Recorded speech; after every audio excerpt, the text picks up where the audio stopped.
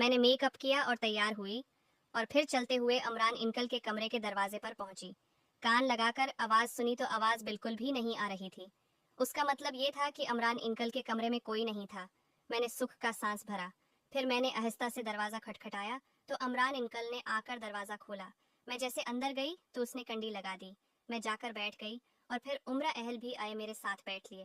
میں چپ چاپ بیٹھی تھی تو عمران انکل نے ایک ہاتھ میرے کندھے پر رکھتے ہوئے کہنے لگے، ہاں سارا سناؤ، خوش ہونا اور مجھ سے ناراض تو نہیں ہونا۔ میں مسکرانے لگی اور کہا، میں خوش ہوں اور اب سے بھلا کیوں ناراض ہوں گی؟ تو انہوں نے کہا، تم جو دروازے پر آ کر واپس جاتی رہی ہو اسی لیے پوچھ رہا ہوں۔ میں نے کہا، نہیں ایسی کوئی بات نہیں ہے، میں بہت زیادہ خوش ہوں۔ پھر عمران انکل میرے بالوں میں ہاتھ پھیرنے لگے اور میری آنکھیں بند ہونا شروع ہو رہی تھی۔ میں مدہوش ہوتی جا رہی تھی۔ پھر عمران نے میرا سب کچھ چاٹ دیا اور پھر اس نے بھی اپنا سب کچھ چاٹ دیا اور پھر اس نے کھیل شروع کیا۔ وہ ارام سے کھیل رہا تھا اور طریقے سے میں رہی تھی۔ کیونکہ وہ تھا تو اس نے ماہر کھلاڑی، اسے پتا تھا کہ میں ایک کمزور لڑکی ہوں، میرے ساتھ کس طرح کھیلنا چاہیے۔ میری آنکھیں بند تھیں اور میں محسوس کر رہی تھی جیسے میں جنت کی سیر کر رہی ہوں، اور واقعی میں مجھے محسوس ہو گیا تھا کہ دانیال سے کہیں زیادہ طاقتور ہے عمران، کیونکہ وہ تھا ہی 40 سال کا۔ اور اب تو سوچ کر اندازہ لگا لیں کہ جو 40 سال کا بندہ ہوتا ہے وہ کتنا تجربہ کار اور کتنا طاقتور، کتنا سمجھدار ہوتا ہے۔ اسے ہر طریقے پتہ ہوتے ہیں جس سے عورتیں یا لڑکیاں مطمئن ہوتی ہیں، اور وہ بھی عمران میرے ساتھ وہی کر رہا تھا۔ لیکن وہ لگا ہوا تھا، حالانکہ میرا کام ہو گیا تھا، مگر وہ جوش میں تھا۔ میری حالت زہر ہوتی جا رہی تھی، لیکن عمران ذرا بھی مجھ پر ترس نہیں کھا رہا تھا، اور بالآخر عمران کا کام بھی تمام ہو گیا اور پھر وہ بھی لیٹ گیا اور میں بھی لیتی رہی۔ عمران مجھ سے کہنے لگا، سارا بتاؤ آپ کو کیسا لگا؟ میں نے کہا، مجھے تو الفاظ نہیں مل رہے کہ کن الفاظ میں آپ کا شکریہ ادا کروں کہ آپ نے مجھے اتنا سکون پہنچایا۔ واقعی میں دانیال تو کچھ بھی نہیں تھا، وہ تو ایک درخت کے پتے کی طرح تھا، اور اب تو کوئی 100 سال پرانا درخت جیسا ہوتا ہے ویسے لگ رہے ہیں۔ بے اندازہ تو تھا کہ آپ مجھے اچھی طرح خوش کریں گے، لیکن اتنا اندازہ نہیں تھا کہ اس طریقے سے خوش کریں گے۔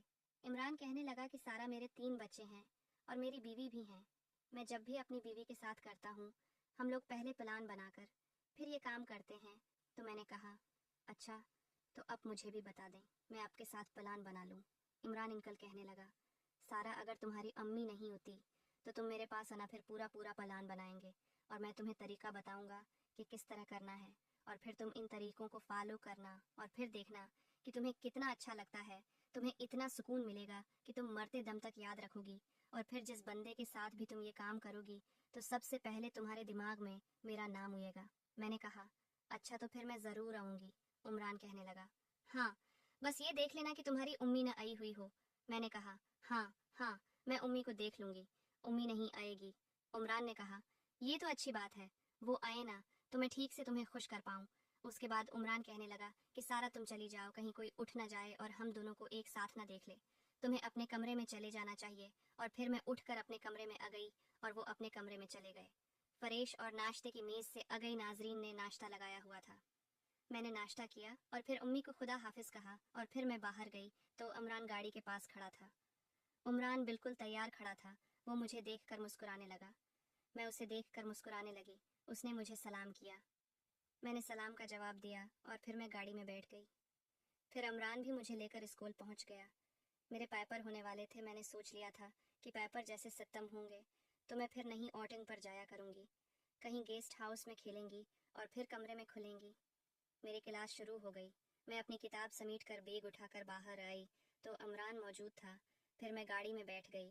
ہم لوگ راستے میں تھے، گھر کی طرف آ رہے تھے۔ عمران مجھے کہنے لگا، اچھا بتاؤ سارا دو، پھر تم میرے روم میں آ رہی ہو؟